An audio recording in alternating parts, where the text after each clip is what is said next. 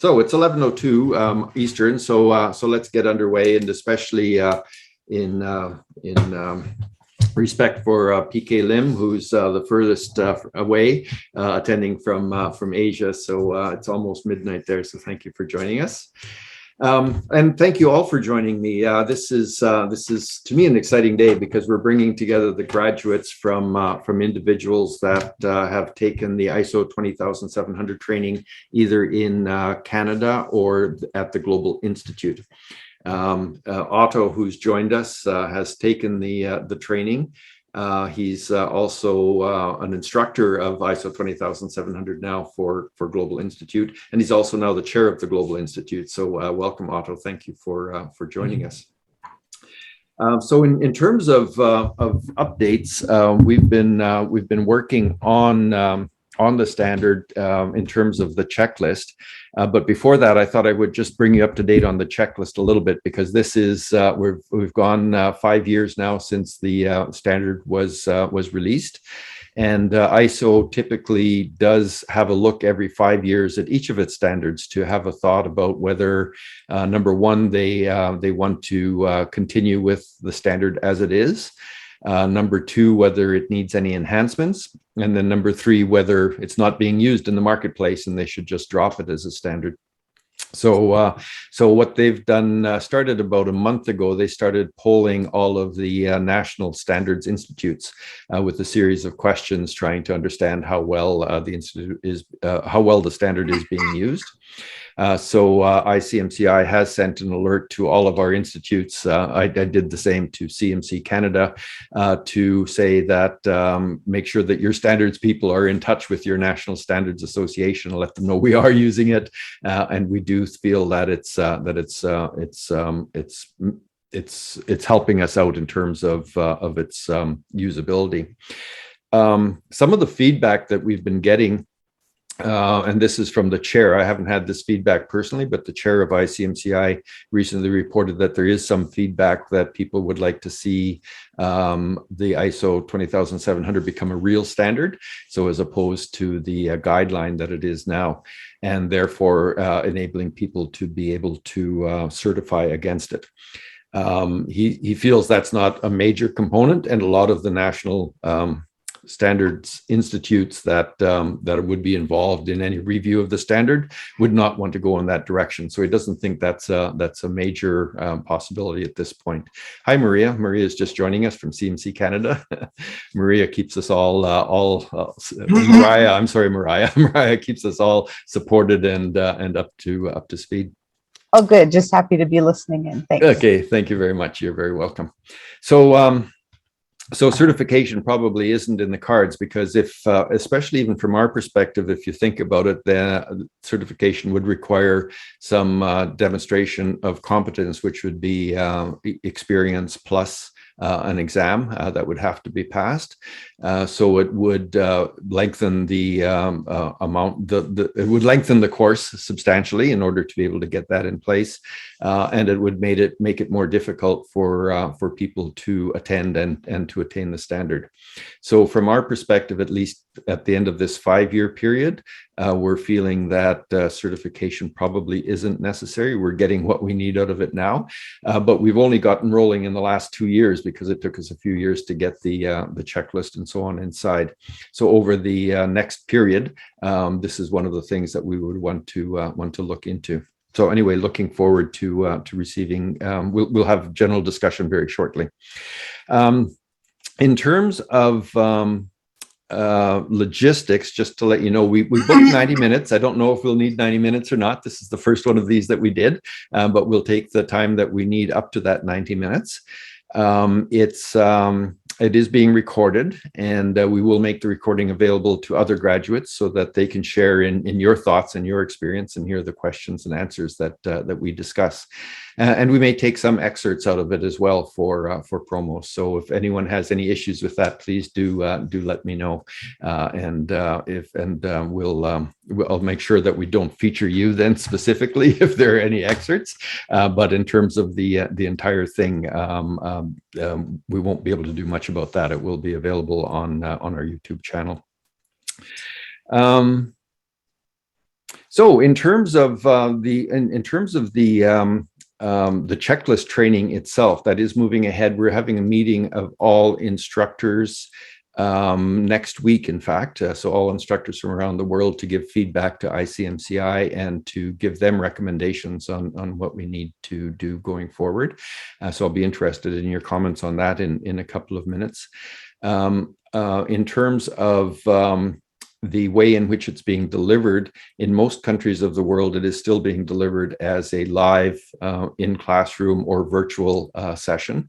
In Canada and at the CMC Global Institute, and soon to join us, Mongolia, we have moved to the learning management system. So it's online at your own pace learning, which has been very well received so far. So I haven't had any negative feedback from anyone that's completed the courses so far. So this group that we have here is selected from anyone that's graduated from the courses that I have overseen as an accredited instructor, either at GI or CMC Canada. Plus there was one live course offered in Canada before I was named the LMS instructor. So that one, we invited people from that one as well. So so that's who we are, and that's what we want to do in terms of our agenda. I wanted to give you this update on ISO. I have a bit of an update for you on materials. I'd like to then do a roundtable in terms of your experience or lack of experience so far in the standard, how you've used it or how you've not used it, and why for both of those things. And then some general Q&A discussion. And at the end, if anyone felt that they got some real benefit out of the course, which I'm hoping you all did, if you're willing to give a short endorsement that we might be able to use, we don't have any video endorsements, so this might be a great opportunity. But no pressure on that one. We're not. It's only if you feel you have something to say and you're willing for your video to be used in that way. So any questions on what I've stated, or comments on what I've stated so far before we move into the roundtable? Yes, Otto. Well, a couple of things. One is that, we spoke about it before we started the session briefly. The need for the standard to have, or the materials, including the forms, to be in other languages. Mm-hmm. I agree that the base should be the English redaction that we have. Mm-hmm. But so far the documents have been locked. Mm-hmm. So clients do not work in English, at least in my case. And in the case of speaking for GI, my feedback from other regions of the world is that many times clients do speak the local language. Mm-hmm. So if we are expecting this document to be put in front of the client and say, okay, let's revise it together, it cannot be only in English. Great. Yeah, I agree 100%. 100% with that one. So that's feedback that I'll also be taking to the ICMCI next week. And part of that also, we learned in our first live session that I got really significant feedback. Chris, I think you were in on that one, and Steve, that it was not good to have that Word document locked. So we did, one of the participants there, Al, actually redid the small template in an unlocked version. And so based on, sort of encouraged by his activity, I did the same thing for the medium large template. So that I've put actually links to those in the chat box, so you can download those now. And we'll figure out how to get those to all of the other grads as well, because I think I agree with you. It makes total sense. The other comment that I wanted to say is that even though ISO does not, by itself set it up as a certification, I do think, at least in many markets, that there is value in having, it's not changing what we already have, but actually develop, hopefully by ICMCI, an extra course, or let's say a follow-up thing, that if you take it, and you take the exam, do the project, do the normal things, you get a certificate by ICMCI certifying that you actually have proved good practice on that. That you know, at least in the markets I see, that is relevant. Mm-hmm. Are you going to be at the session next week? Yeah. Good, excellent. That would be a good one to raise there, because I think that should be explored, and the extent that we can do that, it makes sense to me. I think below the CMC, we're missing a layer in there somehow. In the markets that I see, the standards institutes locally do certifications on the standards that do not have a certification scheme. So the way I see it, if we don't do it ourselves, we will have probably soon enough competition from the local standards institutes. Well, and there are standards certificate issuing institutes, not institutes, educational bodies, I guess we'd call it, or training bodies out there that are offering certifications for the standard in spite of what ISO says. So people are going down that road now. Okay, so any other questions? Thank you for those, Otto. Questions or comments before the roundtable? Okay. Actually, I wanted to talk about materials before the roundtable. So let me just, I'm just going to share my screen very quickly just to show you this one thing that we've done on YouTube. So I have been getting questions from participants as we've been going through this course over time, and some of them from the live sessions that we've done at GI and CMC Canada. So I've put a link in your chat box where you can see it's just a YouTube link, and that link will bring you to this page. It's on my YouTube channel, and it's a playlist of questions and answers. So I thought this might be a good place for us, for graduate students, to be able to go and share information and gather things. So it's a little small for you to see, I guess. There we go. So each one of them is between 30 seconds and a minute long, or maybe, I guess this top one, the first one, is 6 minutes long. So how do you manage scope creep in projects? So some of the questions are very specifically related to the standard. Some are broader questions. So I thought they were useful to have. So wherever I've had that opportunity, I've gathered those questions and put them in this form.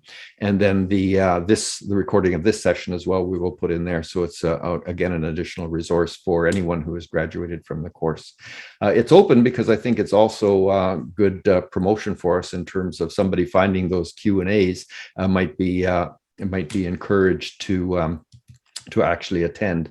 So what we've done in there under the description is talk about what the standard is, and no matter where in the world they are, they can come to CMC Canada or CMC GI, or I've given a list of all of the different countries in the world where people can go for that standard. So let's promote it as much as we can.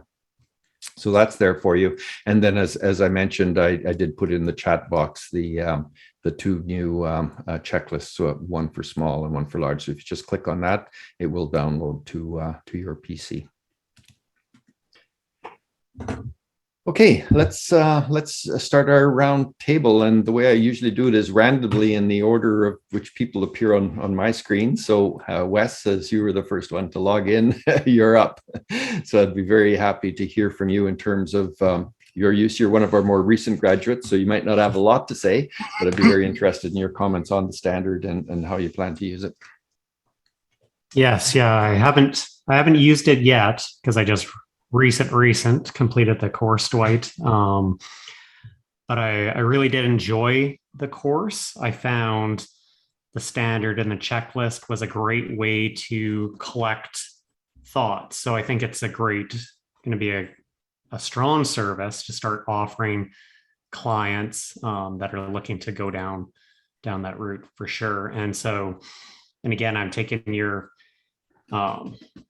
recommendations, Dwight, and I'm going to be setting up with ICMCI and starting to work those avenues. So now I guess where I see the value in looking at it is how to explore the opportunity to, and I'm sure many people on this call are thinking the same way, of how to leverage the CMC designation along with the checklist to show the value to the client and the customer at a higher level, and differentiate ourselves in the marketplace. So again, I enjoyed the course. I thought the case study examples were great because they had a lot of the real life elements, that you find in clients that think they know what they want and then kind of go down rabbit trail things. So it reminded me of a lot of real world scenarios. So I thought those were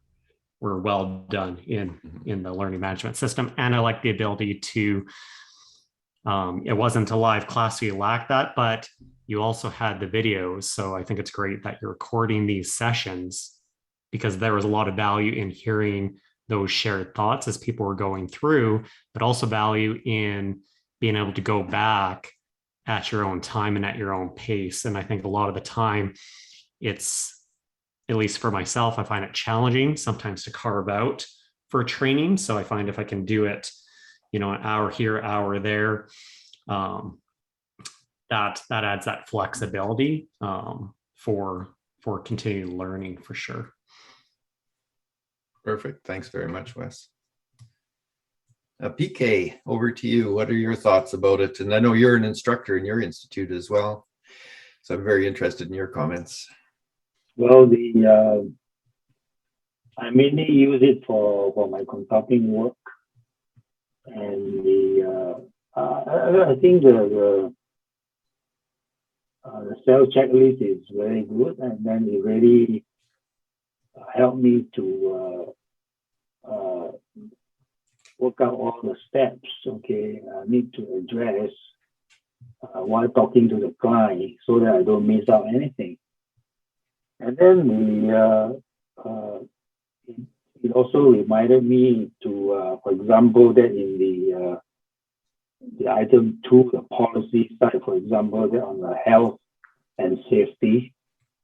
So you get into talk with a client on the COVID-19, all those safety management procedures and system and so on, so that they really have it, okay, in order to protect yourself as a consultant, but also for their own people. So that's really good, okay. And then I also liked on that the closure side, that on the communications, that one of the things that sometimes a lot of time I forget, I ask for the reference. So it's good that we ask for the reference, that the client will refer us to other people.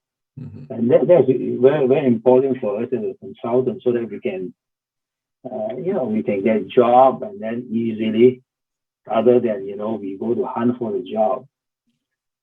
Yeah. So, and then the other thing is that I also like the risk and management. That give us the opportunity when we start talking about the risk and management with the client, and then it opened up the opportunity for continuous consultancy. Because in this project it might not cover, but you really put the stake on the ground. Okay, these are the risk and management. So they'll ask you to come back and say, hey, let's talk about this in our next project. Mm-hmm. That's what I experienced on this sort of thing. So with the whole checklist, actually you can open up a lot of opportunity for further discussion with the client. Great. Perfect. Okay. Thank you very much. Chris, you're next on the list. Well, I haven't had a chance to an opportunity to apply the checklist yet. I find it very evocative of, and I can't remember if I mentioned this back in the training, Dwight, but of what I used to have to do when I was with KPMG, because they have a very, because of the audit background, they have very strong working papers and contracting management lifecycle work. There's risk management everywhere.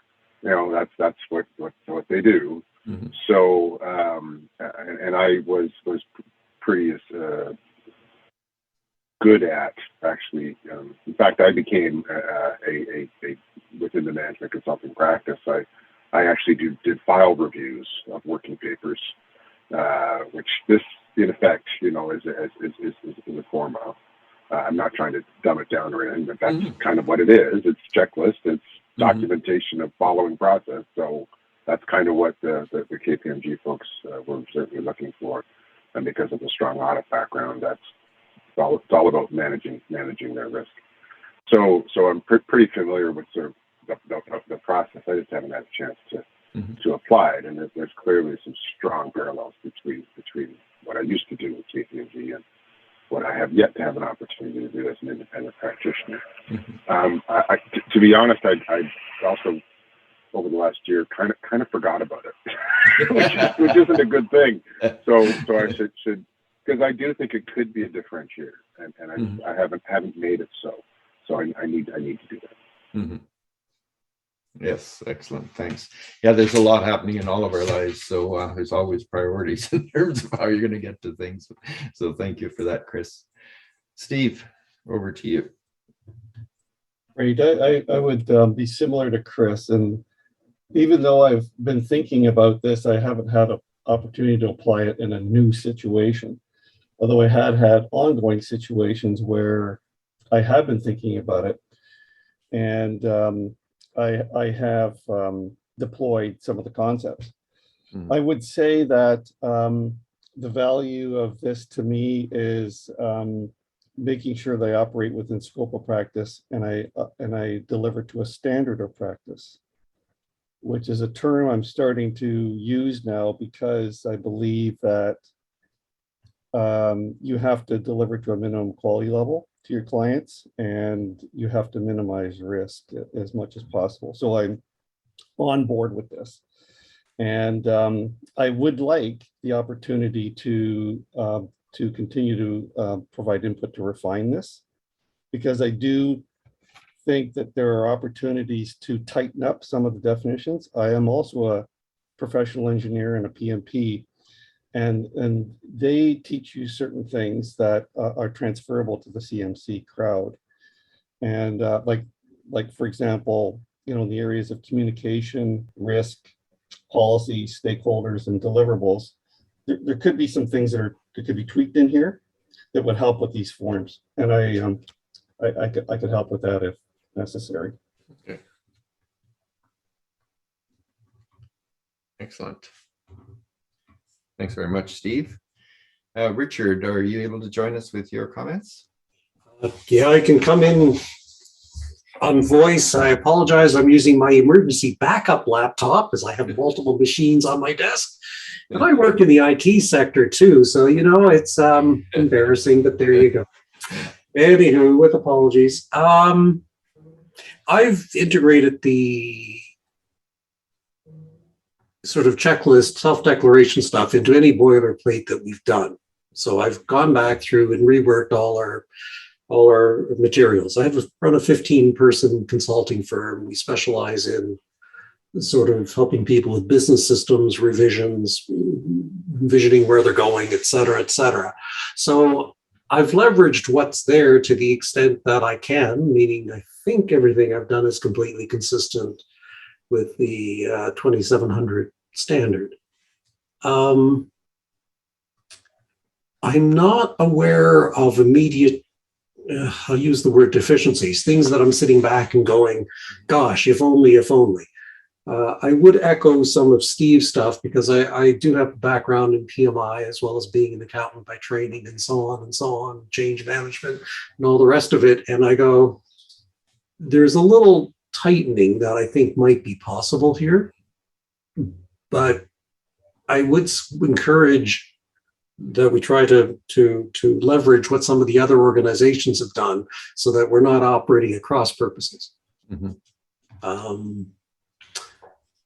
But have I found it useful and worthwhile? Yes, I have. It's allowed me to focus the mind and stress a few key points to staff that I really want to make sure are not overlooked. Because with so many of these things, I need to alter how we think.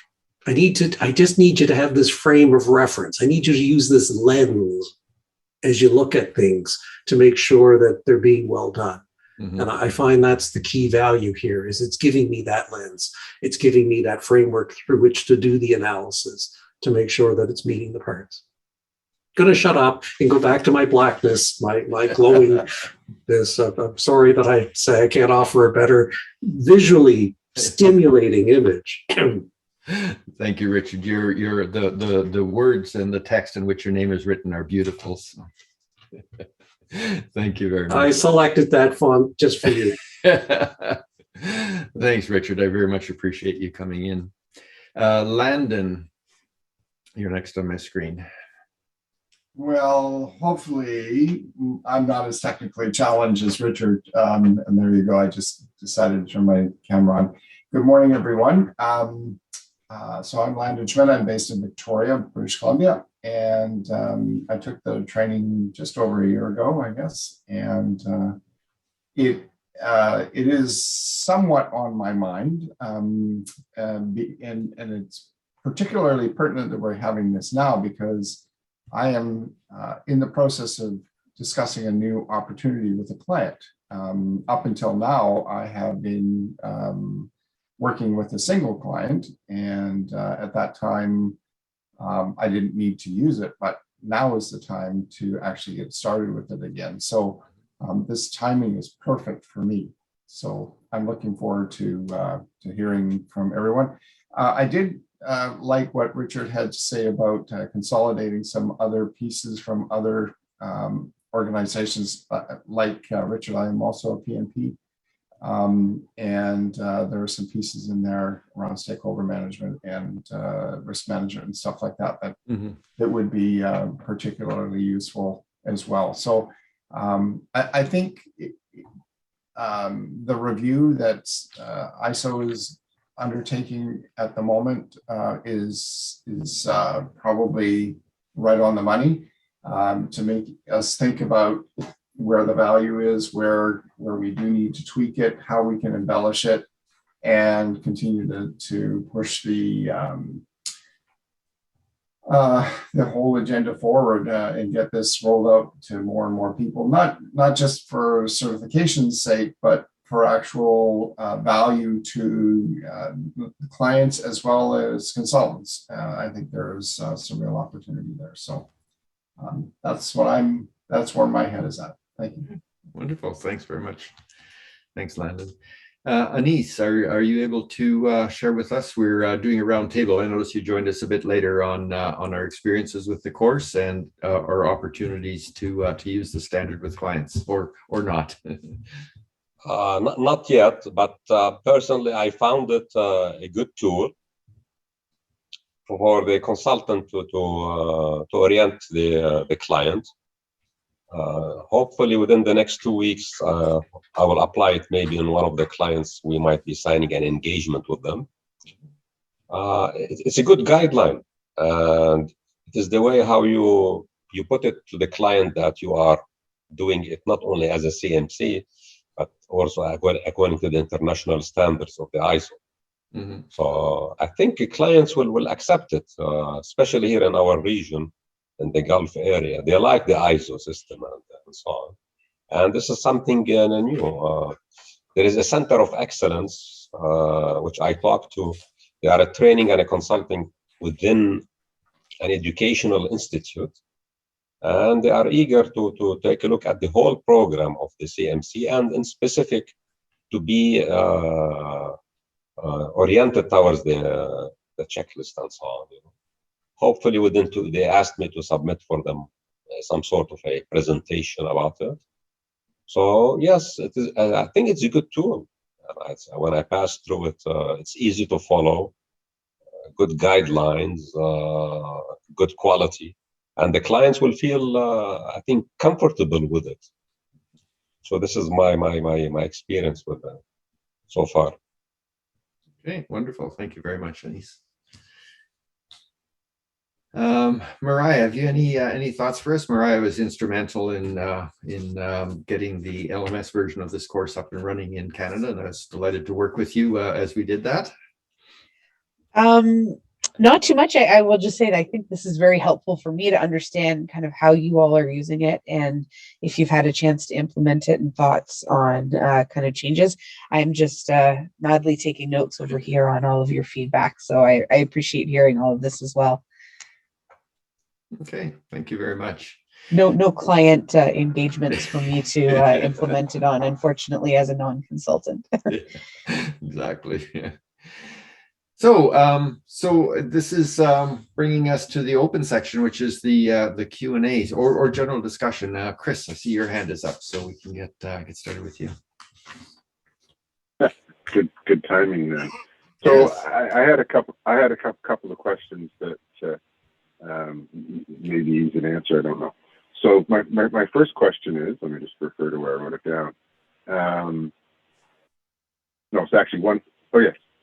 To what extent is there promotion happening now, both internationally and Canada, around the standard? Like especially more client facing, not so much consultant facing as much as client awareness. Yeah, I guess is where I'm coming from. Yeah, I'll talk to, or let Otto address this one as well, because he and I have had a number of conversations on that. So in the last meeting that I had with ICMCI, and I'm still on the board there was discussion about that we have to do more, and we have to get more focused on the client awareness piece. And part of that could be a short training programs that we could give to people who are procuring in companies, or to heads of organizations, just to help them understand this. So there isn't as much being done as we want to do. So ICMCI, I think, can take a lead in terms of providing some standards. I've made a note here. This is good feedback to bring back next week, that this is something I think we need from ICMCI. But at the national level, there's a lot more that we can do as well.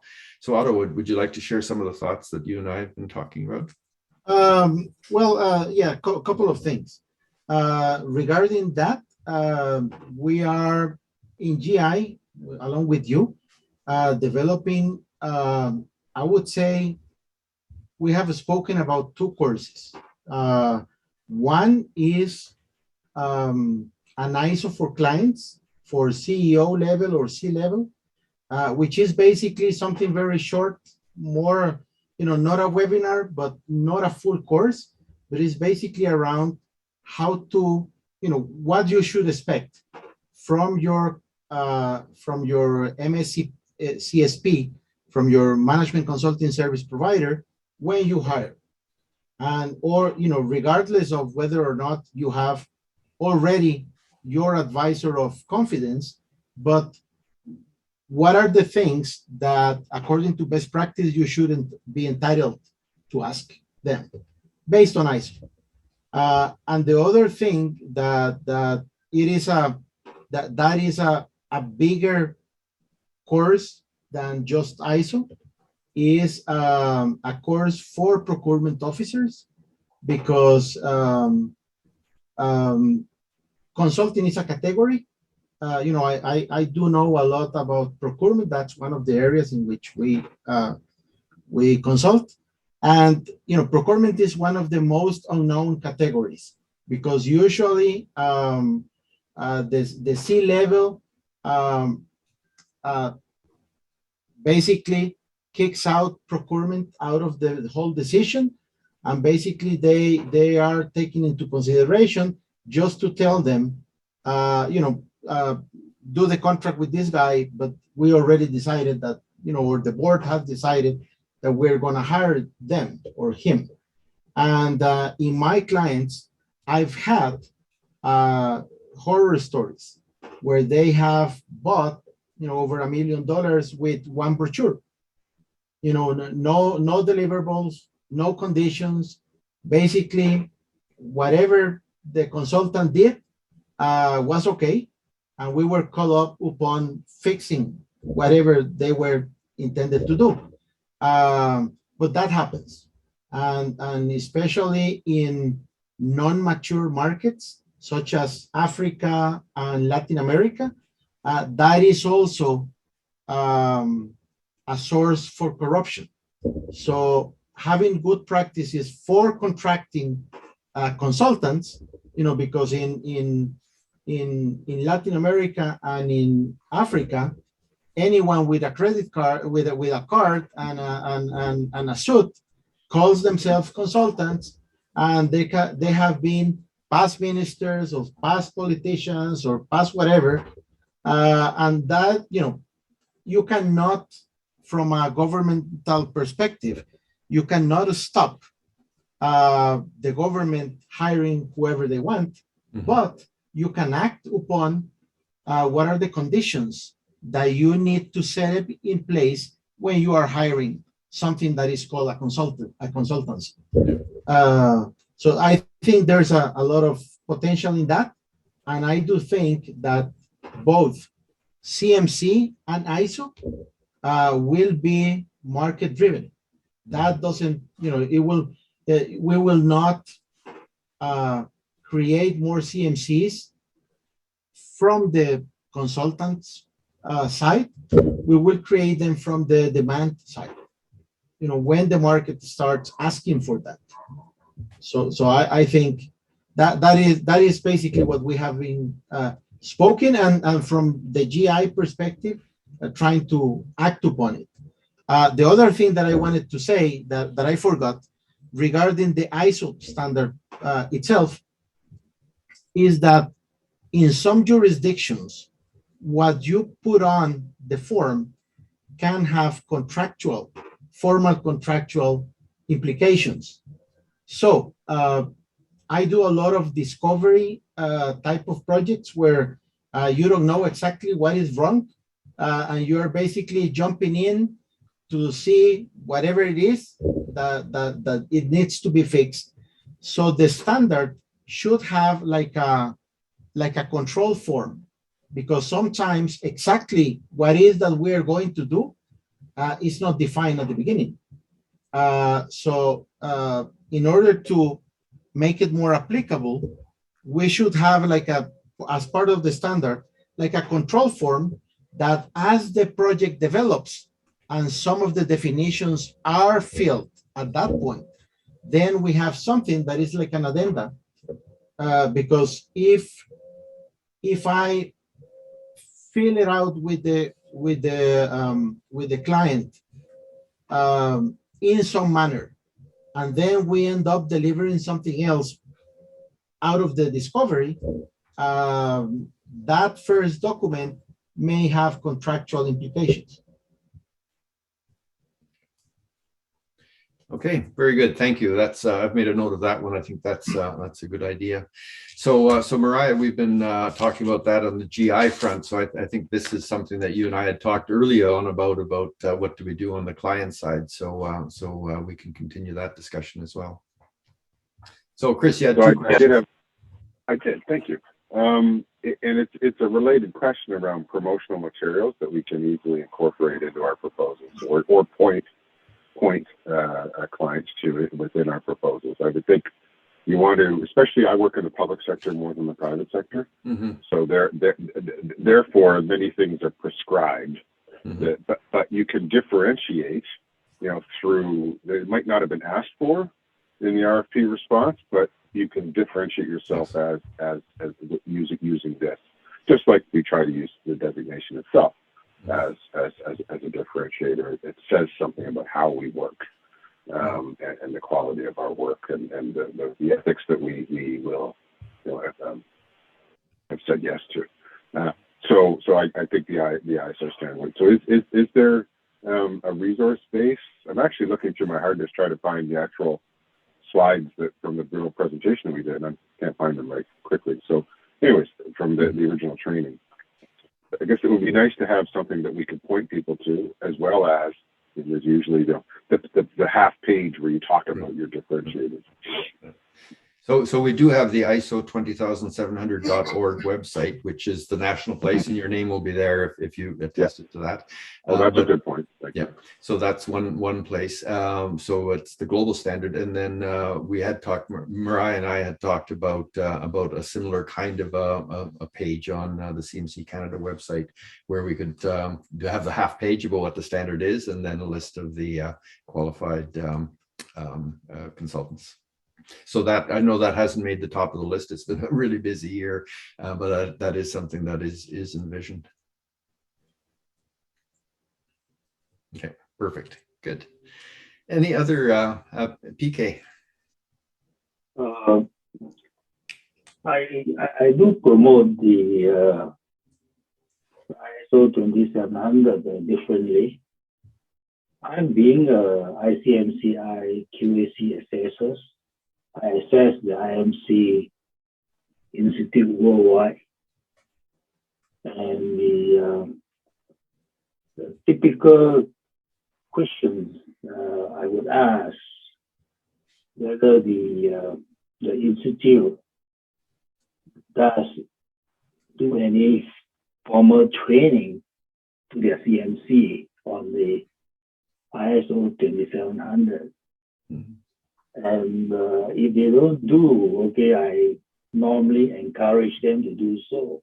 Mm-hmm. Okay, because that I think a lot of them, the institute, some of the key people, they have gone through the ISO 20700 training. So it's a question whether they want to really train down to their CMC and later on to the client and so on. Then I also, in the assessment, as an assessor, I also have the opportunity to talk to the CMC, especially those recently admitted CMC. I'm pretty, I always ask for at least 2 or 3 CMC that I would like to interview. Yeah, that's part of our assessment. So during my interview process, I also ask them about the ISO 20700, whether they have gone through that, whether they have experience on that, and so on. So if not, then I encourage them to go through that. So that's how I help to promote the 20700 to our ICMCI Institute communities. Perfect. Okay, thank you very much. I love those insights. I wasn't aware of that of the QAC question. I think that's a great question that all institutes would be asking. No, that's my own. Oh, that's yours. Question. Okay. That's my own frame question. You have to have a conversation with the other assessors then. Right. Yeah. Thank you very much. Steve, you have your hand up. I just wanted to draw attention to what the other guys have been saying so far in this open session about use of the standard for bidding and marketing opportunities and differentiating us, as well as raising the quality on engagements and the execution. But Otto brought up a point which is about corruption and things like that, and I do believe that's a concern here. It's a concern of mine. I mean, I'm responding to a provincial government bid right now in Ontario, mm-hmm. and I'm concerned that it's wired. So I would ask whether or not we could leverage this standard to provide or promote equity in the sales cycle and level set the playing field. Because I know that there's information that's not divulged. Mm-hmm. Like expected outcome, and other things like that are not written mm-hmm. on the RFP. So this point that Otto made about, you know, educating the procurement people and maybe getting this as a standard. You know, is it possible to promote this to procurement organizations in government so that we can actually leverage it and help us, especially if we're not a part of a large firm?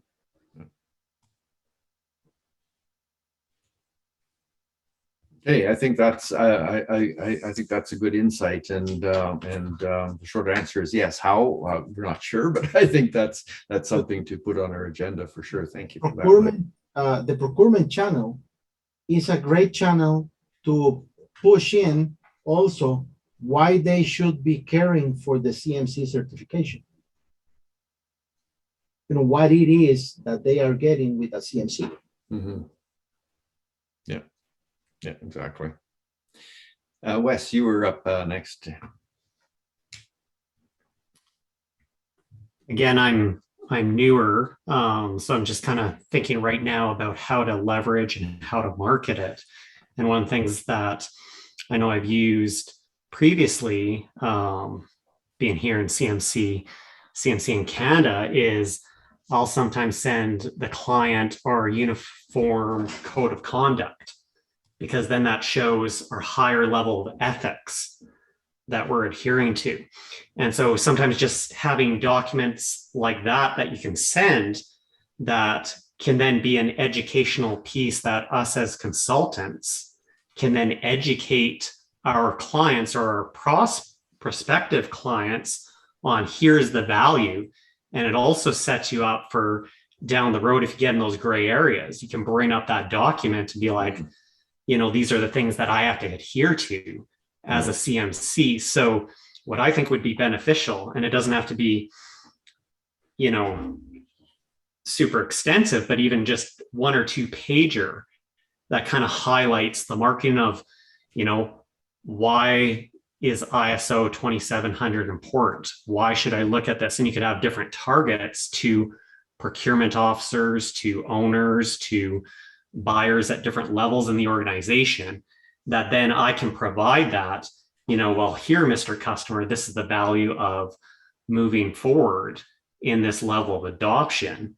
And so that you know that you're at this minimum standard. And I think with manufacturing, especially, you know, anyone in manufacturing is going to understand, you know, these international standards, and they're going to go, well, that makes sense. And what I'm getting a lot of response of is, like, I've never heard of this before. And one of the things that I find, even with government is terrible at selling government programs. Mm-hmm. So we have a program here in the province of Alberta called the Canada Alberta Job Grant Program.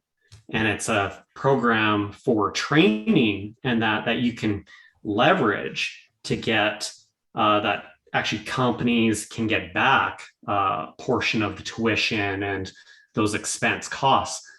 But a lot of the businesses are just blind to this. They have no idea that this grant program even exists. And so if we have those, and just using that as an example, when I go and I leverage that allows an opening for so many training opportunities, because now you can show by leveraging government grants how much money you can save that organization, and then, you know, provide that added value. And so I think, you know, stepping aside from the grants, but exactly like you were saying, Otto, if we had some quick things, again, and it could even be an informational video on YouTube that you could link to a procurement officer that maybe just isn't aware of this standard, that now you're providing them that education.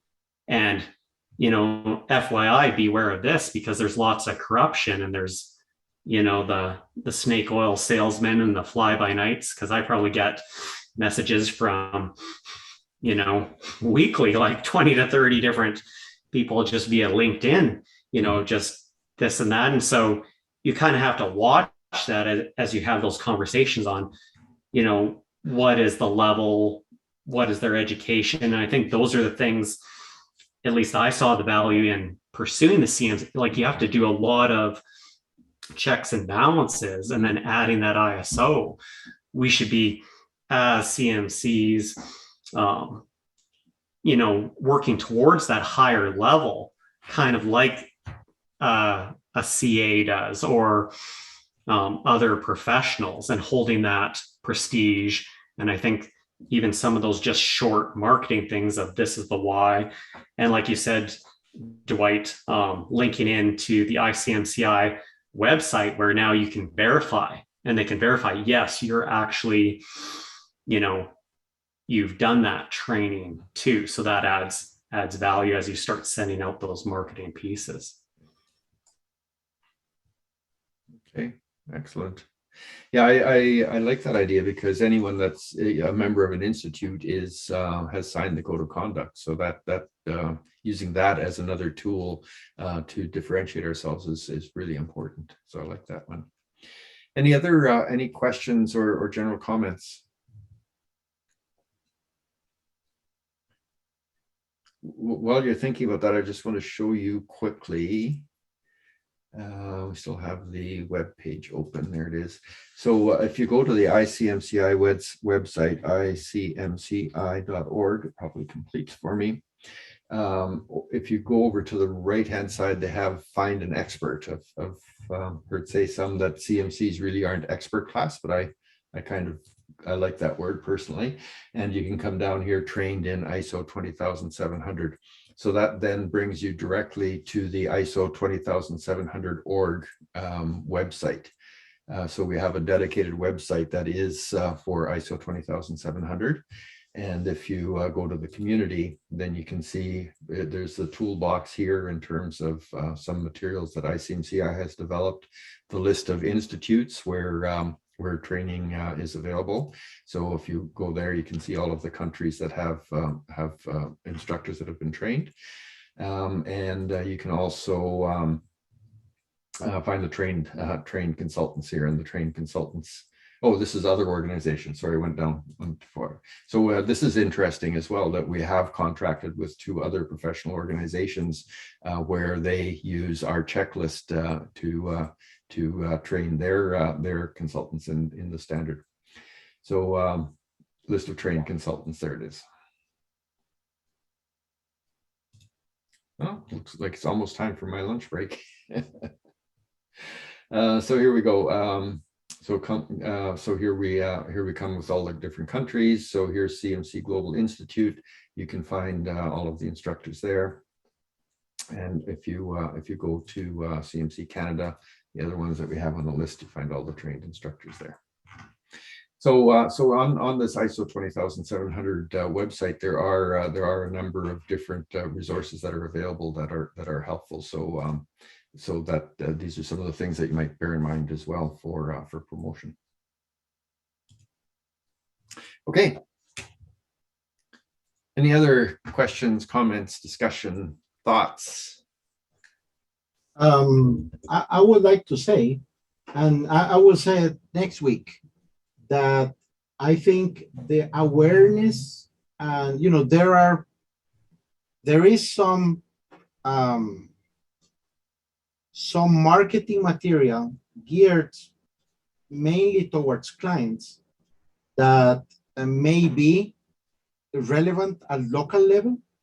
Mm-hmm. But I do think personally that the marketing for awareness to clients or procurement officers should come from ICMCI, because it leverages the brand of the worldwide organization or federation on top of the local brand, which may or may not have strength by its own. Mm-hmm. Yep.